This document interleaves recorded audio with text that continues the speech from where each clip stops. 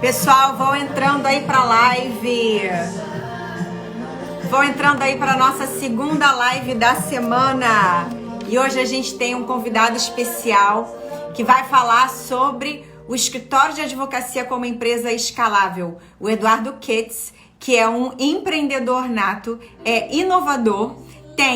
Ele fundou o Ketz Advocacia, que é um escritório totalmente digital, e também é o fundador da DVBox. O Eduardo Ketz é um empreendedor jurídico e inovador, e ele vai vir aqui hoje para falar com a gente sobre como tornar um escritório de advocacia uma empresa escalável. Será que isso é possível, gente? Vamos ouvir aqui a experiência do Eduardo com o escritório dele, o Ketz Advocacia. Para quem ainda não conhece, eu recomendo conhecer esse escritório, entrar no site do Ketz Advocacia, que é o primeiro escritório do Brasil totalmente digital. Então vamos conhecer a história dele, vamos conhecer como que ele tornou o escritório dele totalmente digital e como que é possível escalar a advocacia. Quando vocês vão entrando, eu quero saber quem é que tá me assistindo, quem é que tá assistindo a gente e da onde que vocês estão assistindo. Oi, Esther, tudo bom? Bom ver você aqui, tudo bom? Vamos aí esperar o Eduardo entrar. Enquanto isso, o que eu quero pedir para vocês, gente? O assunto da live de hoje é muito interessante. No momento que a gente está passando de pandemia, de coronavírus, de digitalização da advocacia, convidem outros colegas, outros amigos para poderem vir aqui assistir essa live hoje, porque o assunto que vai ser tratado é muito importante, é muito legal. Então eu peço para que vocês apertem no aviãozinho, convidem outros advogados a virem assistir essa live e também quero pedir para que vocês curtam, apertem aí no coraçãozinho para curtir essa live, porque daí o Instagram avisa aos meus seguidores e aos seguidores do ADVBox de que está acontecendo uma live aqui nesse momento, uma super live, e aí mais gente vem assistir e fazer parte aqui desse conteúdo super rico, super interessante que o Eduardo vai compartilhar com a gente, tá? Então, enquanto isso, gente, por favor, apertem aí no coraçãozinho, no aviãozinho e convidem seus amigos. O Eduardo chegou, tá entrando aí. Oi, tudo bom? Prazer. Oi, Lisandro, tudo bem? Boa noite. Boa noite. O pessoal tá entrando aí, eu pedi para eles irem colocando pra gente o nome, o local da onde estamos assistindo enquanto eles estão entrando. Deixa eu aqui, eu boto um sonzinho para ir, o pessoal ir chegando, tá com um sonzinho. Bom ter você aqui, né? Eu admiro o seu trabalho, que eu te falei, né? A gente conversou aí pela internet. É bom que a internet hoje aproxima as pessoas, né? Verdade, verdade. E eu admiro o seu, faz tempo já que eu te acompanho, faz bastante tempo que a gente acompanha o teu trabalho e ver muitas pessoas falando bem também. Foi um prazer ter recebido esse convite e estar aqui contigo hoje. Obrigada, Eduardo. A admiração é mútua. Como eu falei para você, eu tenho o seu escritório como modelo. Eu mostro para os meus clientes de gestão, de consultoria em gestão, mostro para eles esse modelo. Uma ruptura até na advocacia que está acontecendo agora, né? Dos advogados tomarem mais consciência dessa nova realidade, que na verdade já vinha acontecendo, mas esse momento que a gente está vivendo acelerou. E aí, assim, ninguém melhor como você para vir aqui mostrar para eles e falar sobre essa realidade e trazer um pouquinho da sua história, que eu acho fantástica. O pessoal está entrando. Oi, Eulália. Oi, Eva. Tudo bom? Gente, enquanto vocês estão entrando, coloca pra gente o nome de vocês e da onde vocês estão nos assistindo. Vai ser uma super live. Então, convidem as pessoas, apertem no coraçãozinho. Isso, para que mais gente venha nos assistir. Eduardo, eu vou deixar você se apresentar. Então tá, vamos lá. Vamos tocar ficha aí. Eu acho que um pouco, na hora de me apresentar, eu gosto de falar que a minha história sempre é bem comum. Eu vim de uma família que não tinha nenhum advogado. Eu morava numa cidade do interior também, né? Do Rio Grande do Sul, uma cidade super pequena, litoral. Então, imagina, o litoral no Rio Grande do Sul, uma cidade pequena que no inverno bate de menos de 10 graus, a gente já tinha até um pouco de experiência com quarentena, né? De ficar em casa isolado. Porque aliás, é muito você frio. Falou que é de Tramandaí, né? Isso, Eu sou conhece? de Porto Alegre, eu conheço Tramandaí, eu já fui Ah, lá Porto passar Alegre. algumas raras férias de verão quando eu ia visitar minhas avós em Porto Alegre. Que legal. Que legal. Muito legal saber É uma disso. cidade de praia muito conhecida dos gaúchos, né? Eu acredito que é uma das É, que fica maior, assim, no verão, né? Mas no inverno é bem pequeno, assim. Então, eu acho que chega a ter pelo menos 10 vezes mais gente no verão, onde tudo para na parte jurídica, né? Mas e no inverno tem uma população pequena, e isso que nos empurrou para a internet muito cedo, né, Elisa? Como se diz, né? A dor ensina a gemer. Então a gente estava lá em Tramandaí, precisava ter uma forma de prospectar cliente, como a gente queria crescer, a gente tinha uma equipe que via uma perspectiva de futuro, de crescimento, né?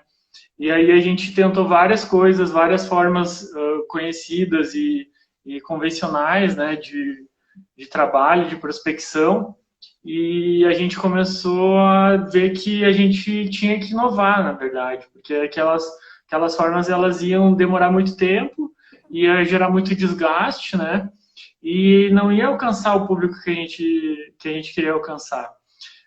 Então, a gente queria trabalhar um público bem específico no direito previdenciário, que é o público da área da saúde, os professores, dentistas e médicos e enfermeiros.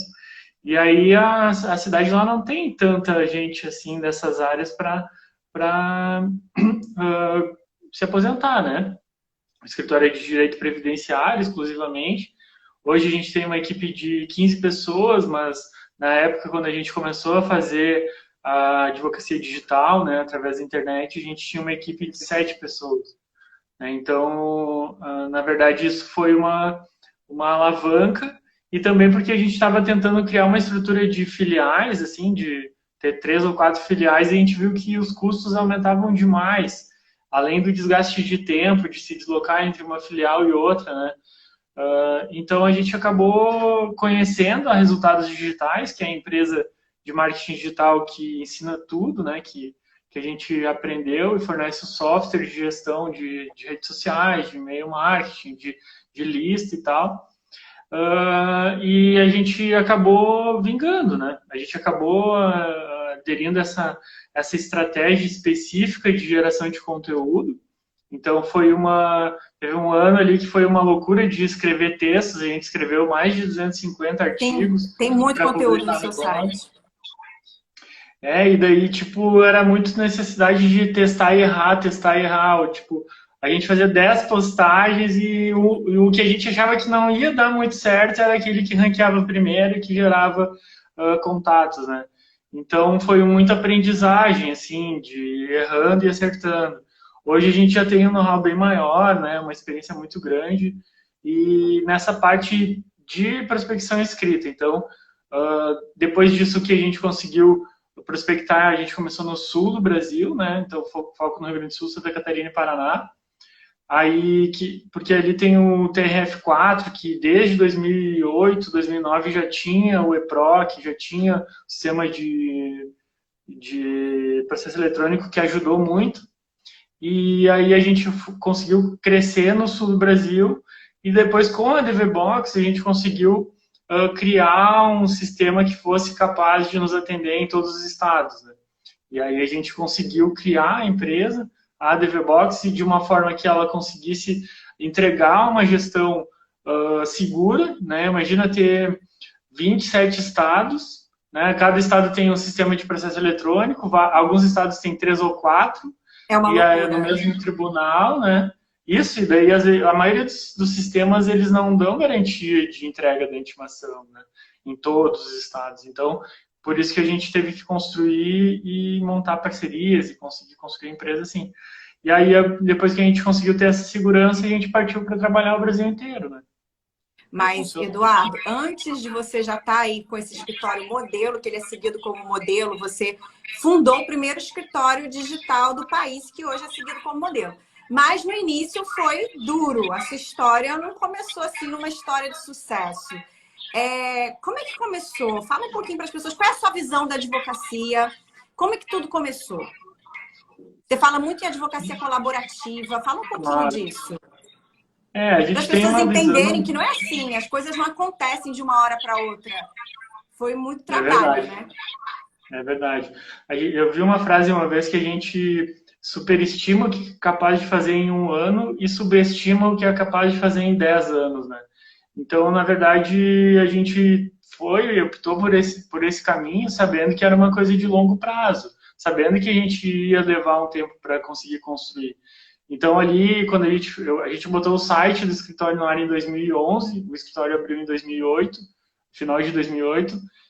Depois a gente foi construindo esse marketing digital, que foi de 2013 até 2015. Então, foi todos esses 2 anos de trabalho.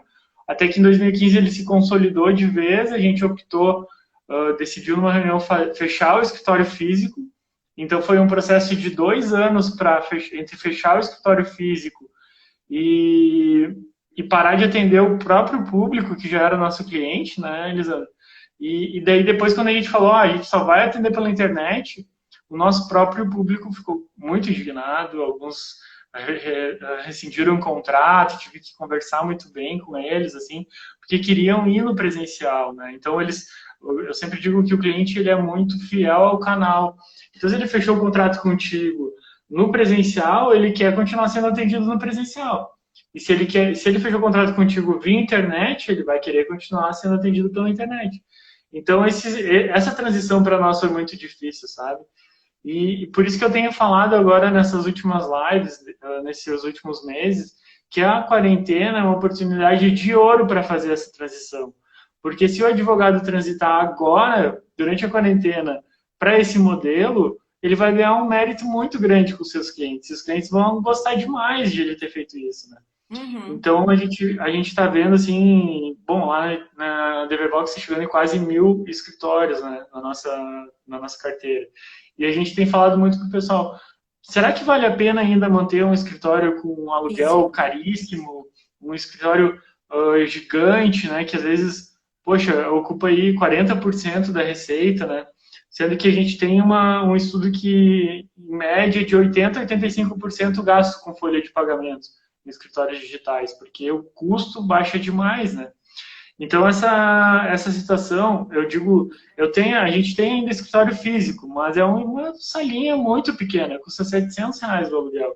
Então, otimiza demais esse valor e permite a gente investir no digital. E aí tá mais próximo do nosso cliente, conseguir prospectar no Brasil inteiro, conseguir prospectar no exterior, que nem a gente consegue prospectar também, né? A gente tem clientes em 22 países e todos através de internet, todos a gente não conhece pessoalmente, né? Então é outro modelo de gestão do escritório, olhando ele. Basicamente a tua pergunta foi a seguinte: qual é a minha visão de advocacia, né? Da Eu advocacia, como é que vejo. tudo começou? Isso. Exatamente. Daí tudo começou no fato de a gente ver que a advocacia não passa de relações sociais, né? Relações que a gente estabelece entre quem? Entre nós e o cliente, entre nós e o juiz e entre nós, equipe do escritório. Então, se tu abstrair todas as paredes do escritório, mobília, livros, cadeira, estacionamento e tal, o que fica? Fica só as relações. Né? A gente não tem necessidade, por exemplo, como um dentista, de ter uma cadeira de dentista. Né? Por que a gente não tem essa necessidade de um médico, de examinar o paciente? Porque a matéria-prima da advocacia, ela é imaterial. Ela Uhum. é O o problema das conhecimento, né? pessoas. Isso. Exatamente. E ela é a informação sobre o problema que aquela pessoa tem, e aí a gente extrai dessa pessoa, geralmente numa entrevista inicial, os dados desse problema, né? E aí a gente reduz esses dados, esse problema a dados e registra isso em algum lugar. Antigamente na cabeça, depois passou para agenda ou papéis de anotação, arquivos de papéis e mais atualmente em softwares de gestão, né? Software jurídico. O seu escritório Então, começou como físico, né? O seu escritório começou como um escritório físico. Isso, e aí, o que veio essa ideia de escritório digital? E no que isso, você falou que no início os clientes estranharam. No que isso, assim, não impactou de forma negativa o relacionamento? Porque os advogados, eles sentem essa resistência quando a gente fala em escritório digital, aquela resistência, mas como assim? Eu não vou ter contato com o cliente? Mas o cliente gosta de ir até o meu escritório, o cliente gosta de conhecer a estrutura física, até pelo contrário, isso influencia o cliente a fechar o contrato de honorários, ele não vai me ver, a relação é de confiança, como é que ele vai querer me contratar se ele nunca me viu? Então, assim, como é que você conseguiu quebrar essas barreiras, esses paradigmas e ter um escritório totalmente online, digital, em que o contato com o cliente e vocês é totalmente online. Não tem no fato dele era assim antes e você foi migrando para o digital. No início você falou que teve uma resistência, né? Você acha que isso não afetou? Hoje vocês têm aí, em média, quantos clientes por dia que acessam o escritório de vocês? Bom, a gente considera o nosso escritório site, né? Então O site. a gente tem em torno de 200 mil visitas por mês de pessoas diferentes, visitantes únicos que chama, né? Uhum. Então chega aí a 700, 800 mil, até 1 milhão de page views, de páginas visitadas, mas são em torno de 180, 210 mil pessoas. Mas a gente fecha contrato, a gente estipulou agora também, para o tamanho da nossa equipe, a complexidade dos processos que a gente pega, 25 processos por mês. Então, quando fecha os 25, a gente não contrata mais, né? E a gente tem hoje ativos em torno de 1.800 processos para uma equipe de 15 pessoas. Mas essa questão que tu falou, ela é muito de feeling da pessoa, sabe? De cultura da pessoa, do cliente. Então, as pessoas antigamente não compravam nada pela internet, né? Não botavam o cartão de crédito para fazer um negócio pela internet. Enfim, e aí a gente tem, em todos os mercados, em todos os públicos, a gente tem um segmento do público que gosta, que é mais maduro digitalmente, que tem mais conexão, né? Tem uma vida mais digital. Então, várias pessoas agora, durante a pandemia, começaram a fazer compras e fazer cursos, por exemplo, que não faziam antes. Mas muita gente já fazia, por exemplo, uma pós-graduação EAD. Uhum. E tem gente que arrepia, né, de falar em curso de pós-graduação EAD. Então, Os assim como... advogados tiveram que aprender a prospectar clientes online mesmo, coisa que eles não estavam acostumados. Aí dá para ver que é possível. Exato. E isso que tu falou é uma coisa muito importante também. O advogado tem uma facilidade muito maior de fechar presencial. Por quê? Porque o cliente já chega decidido. Ele já pesquisou sobre o teu escritório, ele já falou com alguém, ele te conhece de algum lugar, ele está decidido a te contratar. Ele não está ali na tua frente por nada. Então, ele está na fase de decisão. Só que na internet, ele chega em ti de uma forma muito mais fácil. Então, às vezes ele chega em ti na fase de entendimento do problema, então tu tem que conversar com ele, criar um relacionamento antes, uma pessoa que nunca te viu antes, criar um contato com ele, e às vezes o processo de fechamento que no presencial leva 1 hora, às vezes pela internet demora 1 ou 2 semanas, um mês. Então, eu já tive clientes que demoraram 6 meses para fechar o contrato comigo, procuraram sobre mim na internet, viram que eu dou aula, viram que o site é seguro, viram comentário de outras pessoas nas nossas redes sociais, entendeu? Então, tudo vai constituindo uma confiança por outros meios. Autoridade que você vai criando online. Autoridade. Isso, exatamente. E não é um site que entrou no ar ontem também, né, Elisandra? É uma coisa assim, lá do escritório, é uma coisa que foi sendo construída, que foi sendo... que tem referências de outras pessoas, que daí tu entra nos perfis dessas outras pessoas, tu vê que elas foram realmente atendidas, né? São pessoas de verdade, não é um monte de bot. Não tem atalho, né? Se a gente for pensar assim, quando a gente coloca um escritório físico, quando abre um escritório, tu começa do zero, tu tem que ganhar a confiança do teu público. O teu público no presencial é a tua cidade, ou o teu bairro, né? Ou de repente a cidade vizinha, e fica restrito aquilo ali.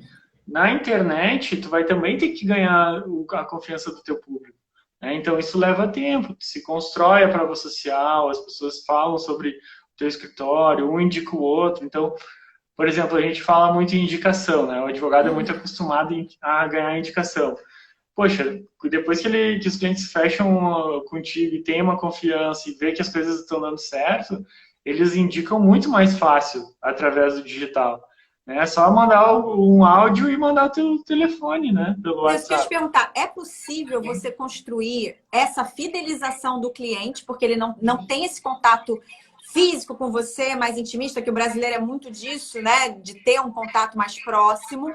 Ainda assim, é possível você construir esse relacionamento de fidelização com o cliente, prestar um atendimento de excelência num escritório totalmente online, que eu vi que você falou muito na questão do atendimento de excelência, que vocês prezam isso no seu escritório, até para construir essa fidelização, porque o cliente é o melhor marketing que existe do advogado. É o marketing boca a boca. Ele pode trazer aí um exército de novos clientes para vocês. No online ainda é possível construir isso?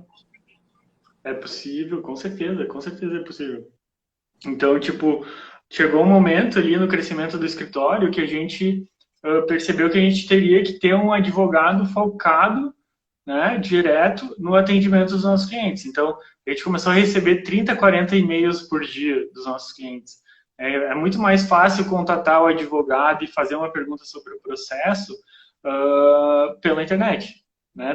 Tu não precisa sair de casa, achar um lugar para estacionar, ter toda aquela complicação. Né?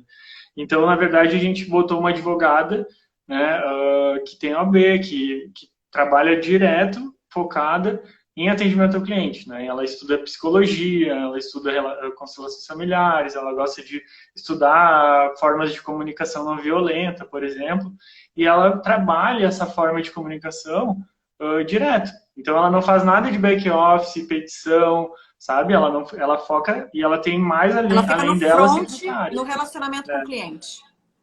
Isso.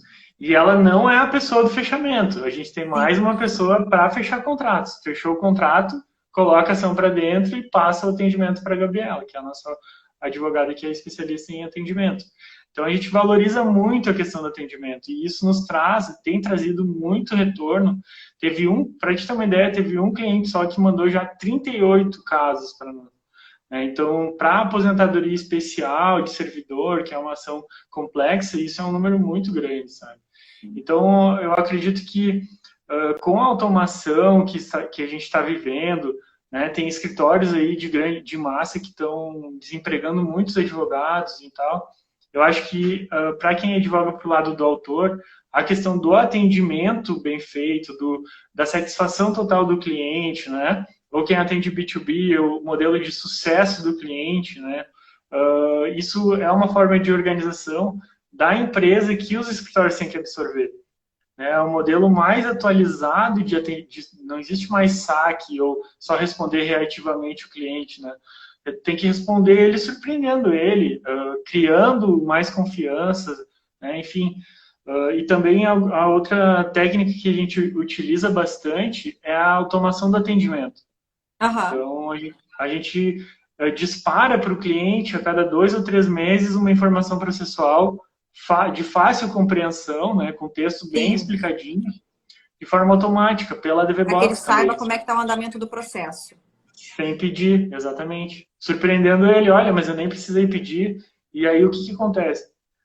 Isso é uma das não maiores liga, reclamações do cliente, né? Que o advogado não dá andamento do processo, não mantém o cliente informado.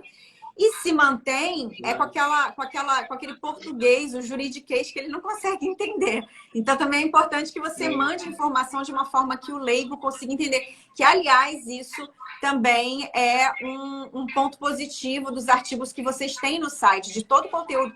Quem não conhece, eu recomendo entrar no site do Cates Advocacia. Tem muito conteúdo, tem muita coisa, tem e-books. É uma advocacia especializada em direito previdenciário. Isso também é importante, você especializar a sua área de atuação. E para você ver, né? Você atende direito previdenciário, que você poderia pensar, os idosos, né? Quem realmente precisa, busca esse tipo de advocacia, não vai acessar a internet, nunca vai querer um escritório de advocacia totalmente digital. Logo, uma pessoa idosa não vai confiar em ficar falando com o advogado totalmente online, né?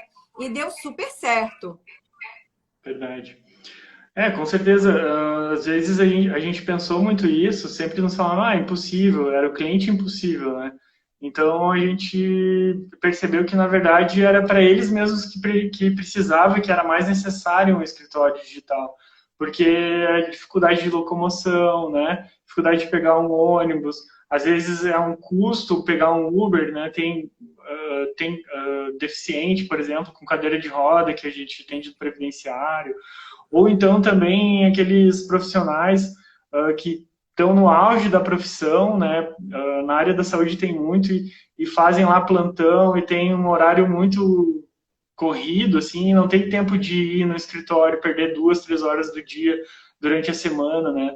Ou catar os documentos que precisa, assim. Então, a gente sempre prezou muito por cuidar do tempo que o cliente vai economizar com nós, né?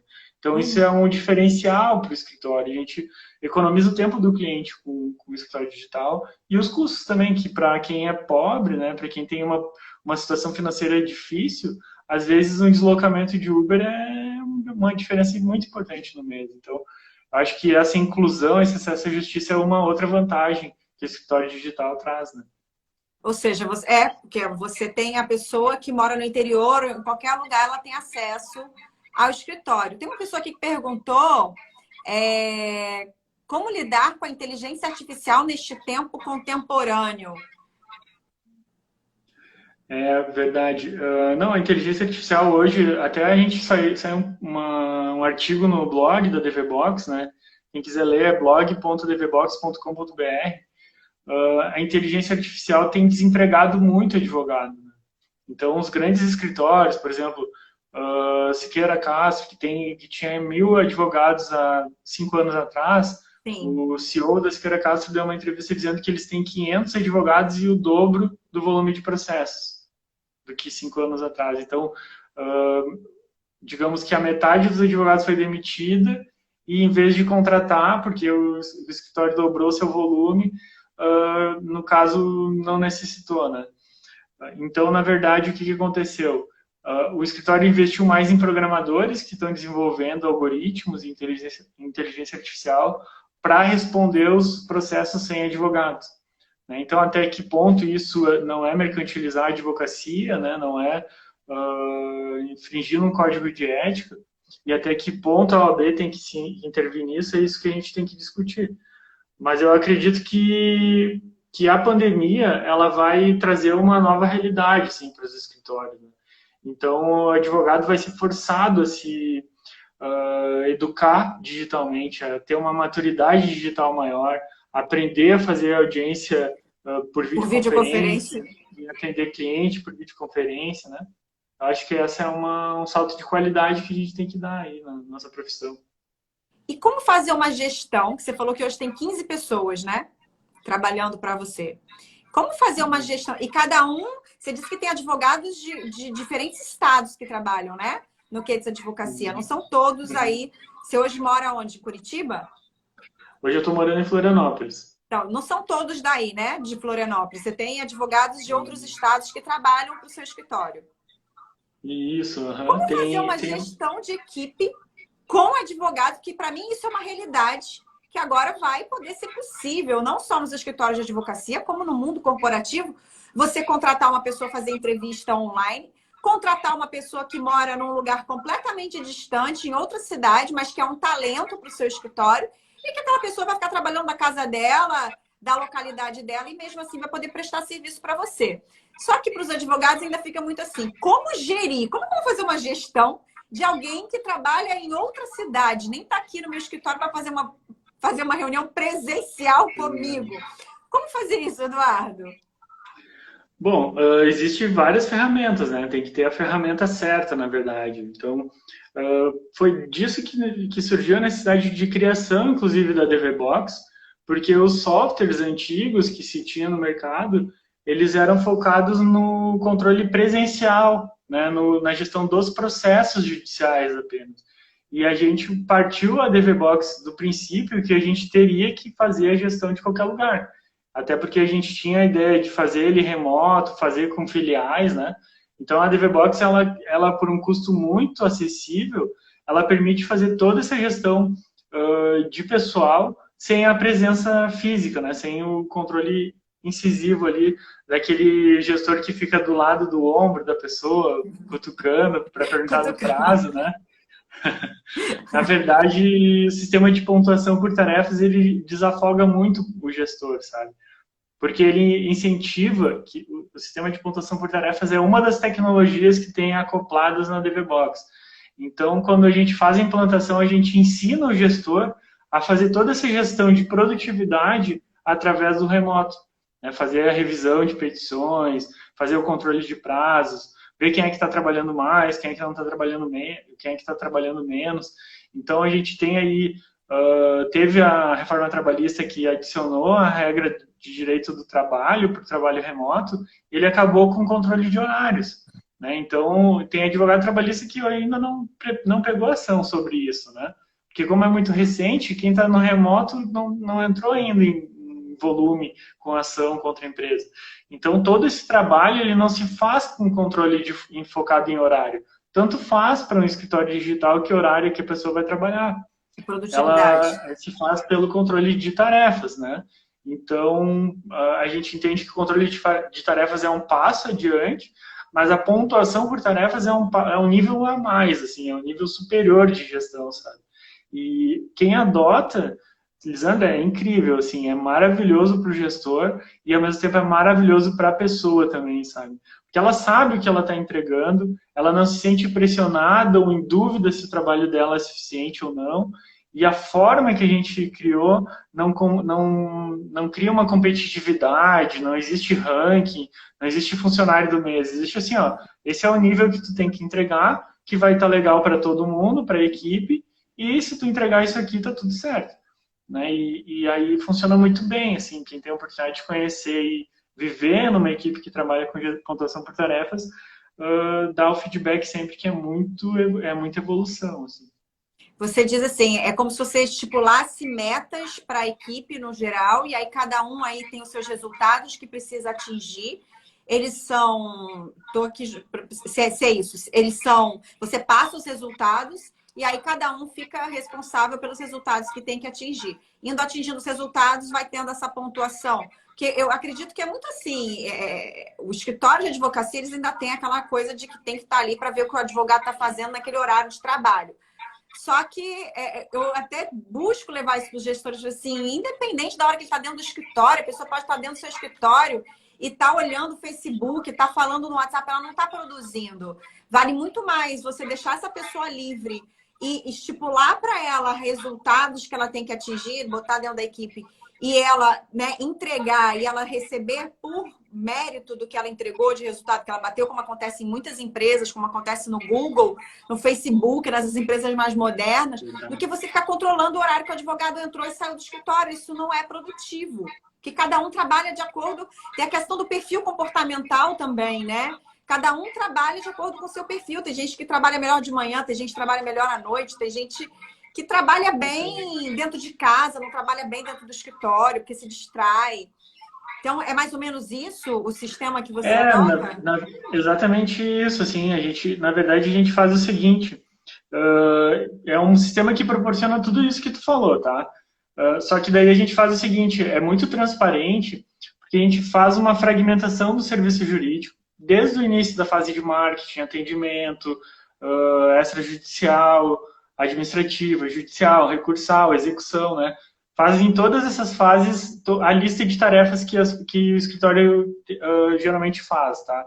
Então, petição inicial simples, petição inicial complexa, petição de e-mail, réplica, contestação, apelação, ou então tarefas de atendimento, ligar para o cliente, ligar para o empregador, tentar um acordo, todas as tarefas que tu imaginar que pode ter no escritório. E aí a gente faz uma pontuação de todas essas tarefas, depois a gente faz uma reunião para a equipe discutir se aquela pontuação é de fato ok, né? Sempre pensando em duas grandezas, Lisandra. O tempo de demora da tarefa, quanto tempo se demora para realizar aquela tarefa, e a complexidade que aquela tarefa tem, né? Então, pode ser uma tarefa simples, mas demorada. Então, ela vai ter uma pontuação maior. E pode ser uma tarefa demorada e complexa. Essa aqui vai ter a maior pontuação de todas. E uma tarefa simples e rápida, sei lá, mandar um e-mail simples para um cliente, vai ter a menor pontuação. Então, sempre nessas duas grandezas. E daí tu discute isso na equipe E aí e a DVBox fica com toda a pontuação pré-definida, e ao ponto que as pessoas vão cumprindo as tarefas, a DVBox vai lançando o resultado diário, em tempo real ali, de quanto que teve de produtividade, entendeu? E aí a gente tem, por exemplo, né, dentro do meu escritório, uma pontuação entre 1 e 200 pontos pelas tarefas, e aí a média que todo mundo tem que fazer no final do mês é pelo menos 3.500 pontos, entendeu? Então, tipo, a galera faz em média aí entre 150 e 250 pontos por dia, né? Varia mais ou menos assim. Então, ao longo do mês, eles chegam a essa pontuação no mínimo de 3.500 pontos, às vezes mais, né? E aí fica a opção do gestor premiar, de alguma forma, dar uma gratificação para quem ultrapassar esse limite. Então, eu terminei aqui os 3.500 pontos, falta 4 dias no mês ainda.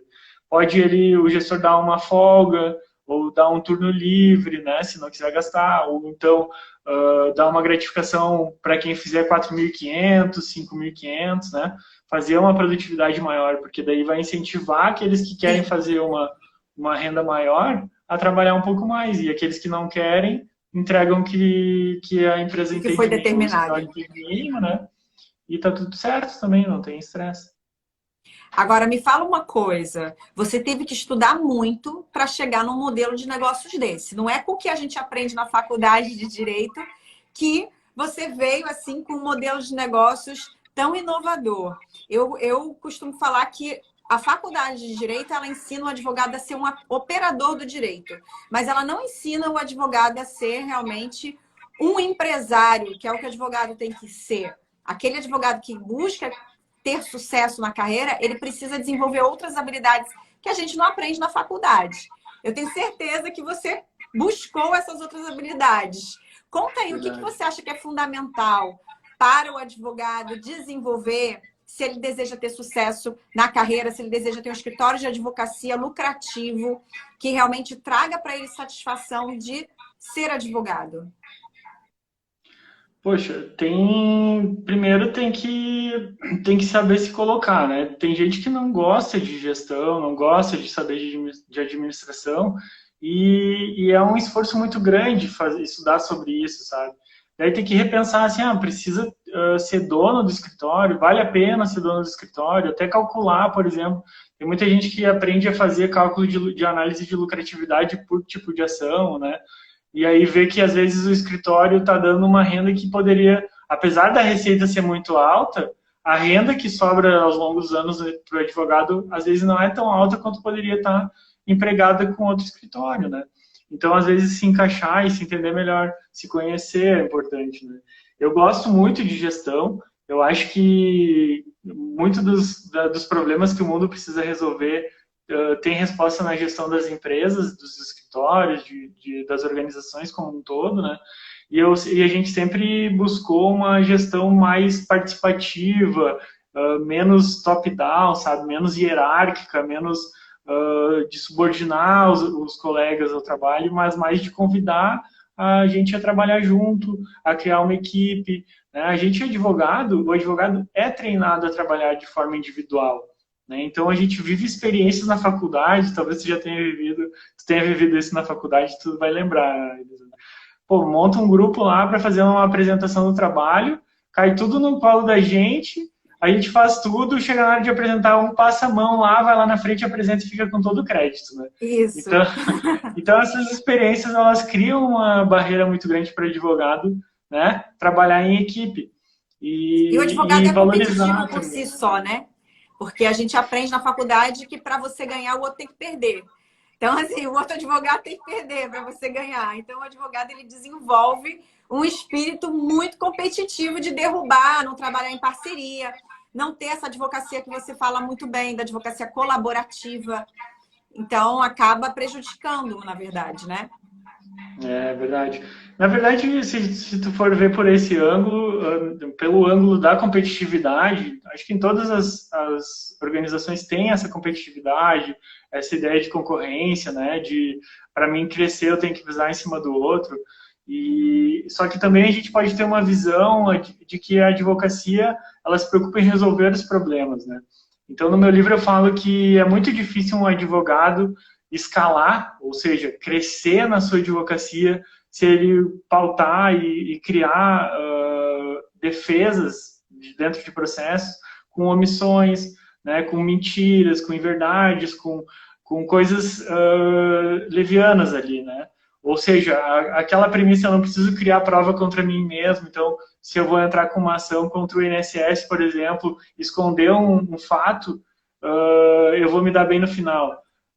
Isso, talvez ali naquele caso específico possa ser verdade, mas tu vai ter que ter um cuidado, vai travar muito mais o fluxo dos teus processos, né? Tu vai ter um trabalho muito maior em volume, né, para esconder todas essas inverdades, essas omissões, e aí tu não vai conseguir crescer de verdade, entendeu? Então eu vejo que a gente ter uma advocacia que busque a verdade, apresentar isso, pode parecer até meio utópico, mas dá certo, né? Então a gente falar para testemunha assim, ó, a tua orientação é falar a realidade, né? Isso pode reduzir, às vezes, o ganho até não entrar com uma ação de vez em quando. E pode alguém achar assim, o Eduardo está vendo isso de uma forma muito lúdica, né? De uma forma muito ilusória. Mas, na verdade, isso que permitiu o nosso escritório assumir um volume muito grande de processos, né? Continuar atendendo o pessoal de uma forma atenciosa, que é o que a gente busca, né? E manter esse relacionamento com o cliente, e não ter perigo de cometer um erro, sabe? Cometer um erro de revelar um fato que não precisa. Porque a gente não tem que esconder, sabe? Então, isso é muito, muito importante para a advocacia. Eu acho que é isso que a gente precisa fazer, né? Esclarecer os fatos, elucidar os fatos e aí chegar à melhor conclusão para cada caso. Além da gestão, que você falou que estudou bastante, o que mais você orienta o advogado para ele tomar uma decisão? Que eu vejo muito advogado que acabou de sair da faculdade, novinho, e aí que me procura para fazer um processo de mentoria, ou faz aula comigo lá na ESO, ou é mentorado meu, e fala assim, eu quero ter um escritório sozinho, quero advogar sozinho. E aí eu fico assim, temerosa, porque assim, nossa, você sabe o que é necessário para você advogar sozinho? O que você precisa desenvolver para você advogar sozinho, para você ter o seu escritório? É isso mesmo que você quer? Será que você não tem perfil para ir trabalhar para outras pessoas? Porque para você ter um escritório, não adianta só você abrir as portas e ali ficar achando que você vai ficar pegando cliente e fazendo processo. É muito mais do que isso, você ter um escritório. Pela sua experiência, o que você orienta esses advogados que querem ter um escritório para ver realmente se tem perfil? E se tem perfil, o que mais eles precisam buscar, além de estudar gestão, para eles conseguirem desenvolver um negócio de sucesso? Eu acho que, primeiramente, conseguir juntar as pessoas certas, né? Então, ter um escritório sozinho, existe essa advocacia de tu advogar de forma artesanal, fazendo tudo do início ao fim, né, Elisandro? Então, eu acho que essa advocacia ela tem que ter muito cuidado no filtro de ações que tu tem que pegar. Então, não é pegar qualquer ação, qualquer caso, né? Tem que selecionar um volume muito pequeno de processos e processos que realmente tu tenha bastante chance de ganhar. Porque senão fica muito arriscado, sabe? Mas se alguém quer crescer, não quer trabalhar só nesse espacinho pequeno, o importante é a gente trabalhar equipe, né? Criar equipe. Porque, na verdade, tu tem que pensar que um escritório de advocacia, com o tempo, ele forma um estoque de processo, né?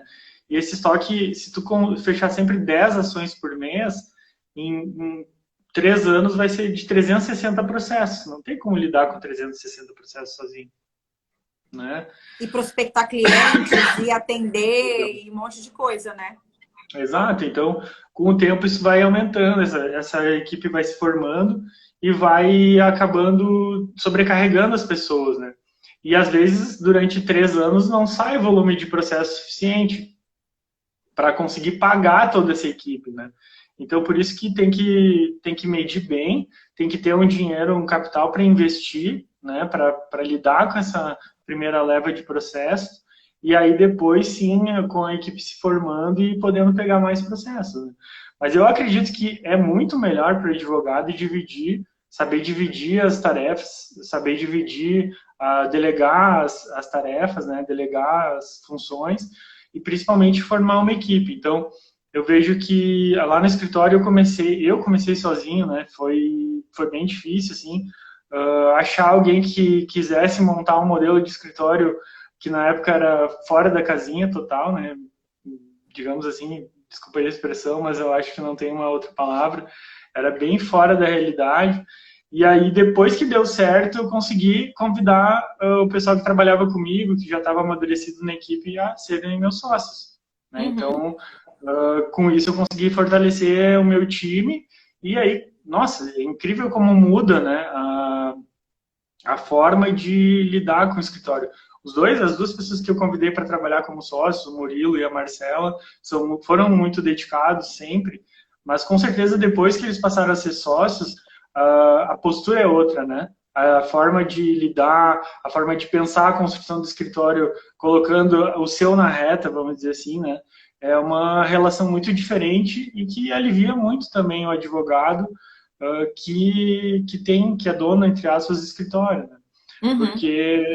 Porque é isso, né? Trabalhar e advogar sozinho não é só fazer petição. Tu vai ter que lidar com tudo, todos os problemas sozinho, e às vezes não tem nem quem pedir um conselho, quem trocar uma ideia, quem se colocar do teu lado, né?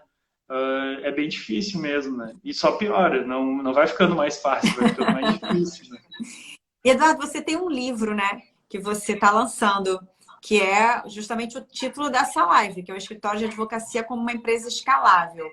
É possível escalar a advocacia? O que você fala aí nesse livro? E eu queria que depois deixasse, tem como o pessoal comprar o livro, como é que eles acessam? Fala um pouquinho. Tá bom. Bom, o livro ele fala muito sobre a realidade da advocacia hoje, né? Então a gente vê que os escritórios escalaram, né? Se tu for observar, por exemplo, pega a Análise 500, que se você botar no Google aí, é um diretório de grandes escritórios, né? Que tem no Brasil aí mais de 12 mil escritórios, com mais de 100 advogados.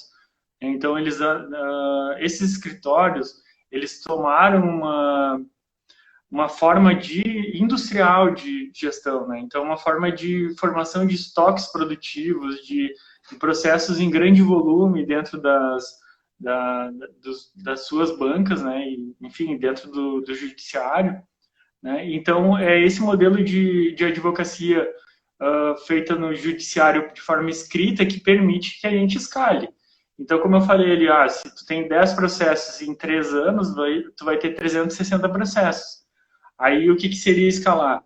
Em vez de 10, tu passa a ter 30. Daí, tu já vai a 900, a 1.000 processos em 3 anos. Passa a ter 100 processos por mês. Aí, tu já vai a 3.600 processos, né? Então, a gente tem hoje escritórios aí com 500 mil processos, né? Então, com volume gigantesco de ação. Então, a gente tinha isso somente do lado do corporativo. E, ultimamente, a gente está conseguindo ver isso e está crescendo cada vez mais esses escritórios no lado do autor, do advogado do autor. Então, tu vê escritórios com 20, 30, 40 mil processos atendendo para as pessoas, com setores de atendimento que são realidade de telemarketing, né? Uhum. Só atendendo as demandas das pessoas pelo telefone.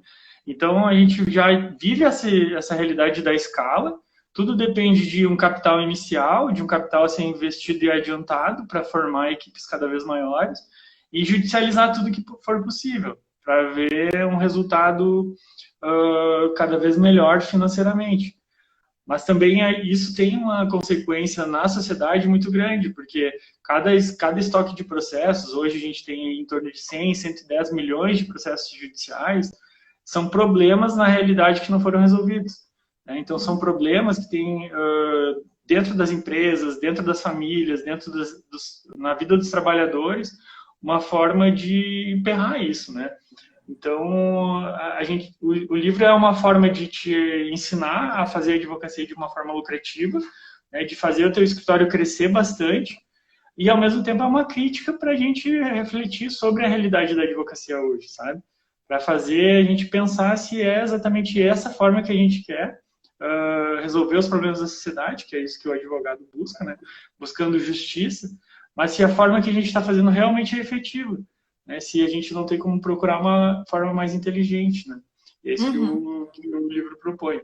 Então, no blog do DVBox tem uma página, se você colocar escritório, o nome do livro é Otimizado, né? Porque visa essa otimização máxima do escritório, com tecnologia, com marketing digital, com advocacia digital, com todas essas novas tecnologias que se usam lá no Vale do Silício, nas empresas de tecnologia, e ao mesmo tempo, e daí coloca aí, otimizado, o escritório como empresa escalável. Daí vai abrir a página de venda dele e tem uma masterclass, né, que é uma aula que eu preparei, falando exatamente, explicando de uma forma audiovisual o conteúdo do livro. Pode ser E as adquirido pessoas lá conseguem também. ter acesso entrando na página do Instagram, no perfil da DVBox. E aí tem lá algum link no perfil da DVBox do Instagram, onde eles têm acesso ao site para poder ver o Pelo livro e a Instagram, masterclass? isso. Exato, pela DVBox ali no link da bio. Pode apertar o link da bio e aí tem um link para o livro. Viu, pessoal? Então vão lá, acessam o Instagram da DVBox, o link que está na bio para vocês terem acesso a esse livro, ao e-book, que assim tá excelente, maravilhoso. Eu tô louca para conseguir ler ele todo. Agora, Eduardo, quando a gente fala em escala, eu sempre penso no seguinte: como escalar um negócio, como vocês conseguir escalar uma prestação de um serviço, o advogado presta serviço, né, serviço intelectual. E quando eu penso em escala, é você ter um grande volume em sentidos de clientes, mais uma diminuição no seu custo. Ou seja, você ter volume mais uma diminuição no seu custo. Tem escritórios aí que tem muitos processos ativos, mas também o custo para manter a estrutura e manter a equipe de advogados fisicamente para atender é muito grande. E aí acaba não conseguindo escalar, porque você tem que estar ali presencialmente e ter esse capital humano enorme. Então, ali nesse livro, você meio que traz esse modelo da advocacia digital como uma forma de você conseguir escalar, porque o custo diminui, a qualidade, você está cada um trabalhando também no seu ambiente de forma digital, e você tem um maior volume de atendimento? Exatamente, perfeito. Falou tudo certo. Sim, tipo, a gente visa a ideia seguinte: a receita do escritório vai crescer de acordo com o volume de processos que tu consegue ter, mas não apenas em relação a isso, mas em relação também à margem de lucro que esse processo vai te proporcionar. Então, se tu tem uma margem de lucro alta e ao mesmo tempo tem um volume grande de processos, conseguindo manter um custo baixo, tu tem tudo para dar certo, a não ser que tu perca todas as ações, né? Então tem que manter a margem, o custo baixo, o volume de estoque, mas a qualidade também, né? Então, todos esses processos a gente tem que encaixar ao mesmo tempo, né? Então, quando a gente fala em custo, a gente fala na capacidade de lidar com o estoque. Né? Quando a gente fala em manter o custo baixo, a gente consegue atender um volume de clientes suficiente para escalar e, ao mesmo tempo, lidar com um volume de estoque de processos grande sem o escritório entrar em colapso, né? Então, digamos que hoje a gente tem lá no escritório 15 pessoas, se a gente subisse de 2.000 ações para 20.000, o escritório ia entrar em colapso, então não seria viável escalar dessa forma. Então, a ideia é a gente construir um volume de processos que seja capaz de lidar sem entrar em colapso, mas ao mesmo tempo tem uma boa margem de lucro, né, para conseguir ter uma receita bastante significativa depois, né? Quanto maior a margem de lucro, melhor é a situação. Então, essa margem de lucro, ela tem relacionamento com o custo que a gente cria, né? E muitas vezes a gente não tem esse custo, isso é importante que o livro fala também, né? Vinculado a ações que são de muito valor. E eu vejo, Lisandra, como é muito mais lucrativo, às vezes, um escritório que lida com pessoa carente, com pessoas mais pobres. Por exemplo, tem um escritório lá do Ceará que lida com previdenciário, que é a população que atende benefício assistencial, o LOAS, né, que é a parte mais carente do previdenciário. e a aposentadoria rural, salário mínimo. Só que como ele montou uma estrutura do escritório muito baixa, ele tem 8 filiais hoje lá, e ele consegue ter um volume de processos muito grande, porque ele colocou o escritório muito de fácil acesso a esse público, né, com um custo muito baixo. Aí ele carrega todos os casos para processar num lugar só, tem uma equipe muito bem estruturada e coesa e funcionando muito bem, e aí ele consegue dar um volume com um custo baixo e uma margem bastante alta. E É. aí tá dando muito certo, né? Mas Porque são esse é os o elementos segredo, que... gente, para vocês ganharem dinheiro, é ter um custo baixo com uma margem de lucro alta. E então é uma forma. O Igo, não sei, está perguntando aqui se a DV Box, a gente já está terminando aqui, faltam 5 minutos. Não sei se o Eduardo vai conseguir responder. Mas qualquer coisa, gente, vocês se inscrevam na Masterclass para ele poder responder essas perguntas que vocês fizeram aqui, porque infelizmente a gente só tem 1 hora. Perguntou se a DV Box tem pretensão de agregar alguma ferramenta de marketing jurídico ético. Então, a gente usa a Resultados Digitais, né, o RD Station. Eles criaram agora uma versão para iniciar o processo de marketing digital através que é uma versão RD Lite, né? Então é R$ 59 por mês lá essa ferramenta. Então a DVBox tem algumas ferramentas de marketing, tem lá fase de estruturação do trabalho em marketing, né? Em marketing jurídico, tem alguns elementos de estudo de persona do público que tu tem no teu escritório também, né? Então, a gente alia com resultados digitais, que cria lá, por exemplo, uma integração com o teu blog para gerar contatos, né? E esses contatos serem alimentados para gerar o pedido de consulta, né? Uhum. Então, assim que a gente trabalha, né? Com a formação de uma lista, ali vai alimentando essa lista com conteúdo, com a informação, e aí um momento lá ela vai lá e pede o contato, e assim a gente consegue fechar o contrato. Claro, um pouquinho mais complexo que isso, né? Mas tem também um curso. Tu tem um curso de marketing, né? Tem um curso de marketing jurídico ético e eficaz. Eu já ouvi falar muito bem, só que faz um tempo. Hã? Totalmente online. Não, totalmente online. Eu vi uma vez, eu não sabia se tu ainda estava com ele ativo. Tem, tá ativo. Legal. Tenho ele, tem um de empreendedorismo jurídico de alta performance também, para eles aprenderem a ser mais empreendedores. Totalmente online. Show de bola. Então, aí, ó, tá aí a resposta. E eu não sei qual é a ferramenta que tu costuma indicar. Eu indico muito a RD, né? A Resultados Digitais. A Alba tá perguntando aqui. Porque a gente usou e é o que dá certo para nós. Né? Então, o nosso público, o RD Station é muito focado em e-mail. Então, o nosso público que a gente trabalha, tanto na DVBox quanto lá no meu escritório, trabalha bastante com e-mail. Tem outras ferramentas que trabalham com outras mídias, né? Então, depende do público que tu vai trabalhar, assim. Então, é isso, assim. Então, gente, a gente chegou aqui ao final, que já está terminando. Infelizmente, o assunto é tão bom, tem tanta coisa. Então, o que eu indico vocês? Para vocês poderem... Comprem esse livro, entrem no perfil da DVBox, curtam lá e comprem o livro para vocês também poderem participar. Tem lá a Masterclass, né? Para eles poderem aprender mais sobre esse assunto. Comprando o livro, tem como comprar a Masterclass e aí tem um valor lá de desconto, não é? Isso, exatamente. Daí faz os dois mais... fica mais barato, os dois, bem baratinho. O livro é R$37, né?